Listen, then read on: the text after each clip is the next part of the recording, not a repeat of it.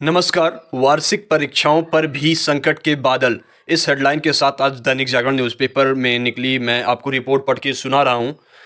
Corona काल में basic शिक्षा विभाग के कक्षा 1 से 8वीं तक के सरकारी स्कूलों में छमाही की परीक्षा प्रभावित होने के बाद अब वार्षिक परीक्षाओं पर भी संकट के बादल मंडरा रहे हैं। फिलहाल विद्यालय 23 जनवरी तक बंद हैं। अप्रैल से नया सत्र शुरू होना है। पिछले 2 वर्षों से सरकारी स्कूलों के बच्चे प्रमोट किए जा रहे हैं। वार्षिक कैलेंडर के मुताबिक नवंबर के अंतिम माह तक छमाही परीक्षाएं कराई जाती हैं। शिक्षाविद डॉक्टर रक्षपाल सिंह का कहना है कि जो बच्चा 3 साल पहले 5वीं कक्षा में था, वो बिना ठीक से पढ़े और परीक्षा दिए 9वीं कक्षा में प्रवेश के लिए तैयार खड़ा होगा।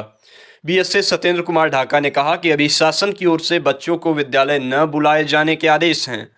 परीक्षाएं कराने संबंधी निर्देश आएंगे तो उसका पालन किया जाएगा। इधर बेसिक शिक्षा परिषद के स्कूलों में पढ़ने वाले विद्यार्थी व उनके पढ़ाने वाले गुरुजी दोनों इस संबंध में परेशान हैं। विद्यार्थियों को शिक्षक ऑनलाइन पढ़ाई कराएंगे, साथ ही वह खुद ही प्रदेश स्तरीय कविता लेखन प्रतियोगिता में भागीदारी करेंगे। कविता का सृजन कर ऑनलाइन माध्यम से उसको शासन स्तर पर प्रेषित करेंगे। बीएसए सत्येंद्र कुमार ढाका ने बताया कि नई शिक्षा नीति 2020 के तहत स्थानीय भाषाओं के महत्व को बताते हुए शिक्षण कार्य कराने की योजना बनाई गई है। इसलिए शिक्षकों के बीच स्थानीय भाषा में कविता लेखन प्रतियोगिता को माध्यम बनाया गया है। इसमें शिक्षक, शिक्षा मित्र व अनुदेशक प्रतिभागी हो सकते हैं।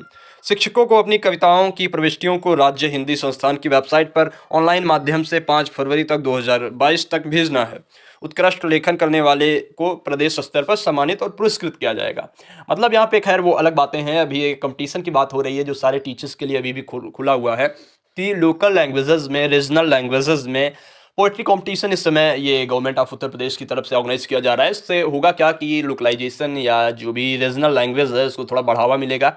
जो भी आपके टीचर्स हैं छोटी क्लासेस के या किसी भी क्लासेस के, वो उसमें एंट्री ले सकते हैं, अपनी कविता लिखकर उसमें भेज सकते हैं अपनी रीजनल लैंग्वेज में। उसमें चुने जाने पर उन्हें सम्मानित किया जाएगा। ये रही पहली बात। दूसरी महत्वपूर्ण बात ये रही जो मैं आपको बताना चाह रहा हूँ वो ये है कि इसमें ये माना जा रहा है कि बेसिक शिक्षा विभाग कक्षा 1 से 8 तक के विद्यार्थियों को फिर से प्रमोट करेगा। लेकिन जो मुश्किलें खड़ी हो रही हैं वो ये हो रही हैं क्योंकि अगर ये इस बार ये प्रमोट कर दिया जाता है, मान लीजिए कोई स्टूडेंट 5th में था तो इसके बाद जब 6ठी में था तब कोविड आ गया, 7वीं में था तब कोविड आ गया, या 8वीं में फिर से कोविड आ रहा है, तो अगर इस बार अगर उसको इनकेस फिर से प्रमोट कर दिया जा रहा है तो डायरेक्ट 9th में वो एडमिशन लेगा फिर जाकर। तो 5th के बाद 9th में अगर एडमिशन ले रहा है तो उससे बीच का वो गैप, अगर विदाउट एग्जामिनेशन उसको इतना बड़ा गैप दिया जा रहा है तो ये थोड़ा सा शिक्षा के लिए चुनौती खड़ी हो जाएगी। तो इस संबंध में ये सारे जो हैं संभावनाएं हैं जो कुछ स्तर तक अच्छी भी हैं, कुछ स्तर तक खराब भी हैं। सुरक्षा के मद्देनजर रखते हुए ये ठीक भी है क्योंकि जो गार्जियन एटलीस्ट जागरूक हैं तो उनके बच्चे तो खैर ठीक ही हैं, लेकिन जो जागरूक नहीं है उससे उसका नुकसान होगा। लेकिन ओवरऑल कहने का मतलब ये है कि संभावनाएं फिर से बन रही हैं। कक्षा पहली से लेकर 8वीं तक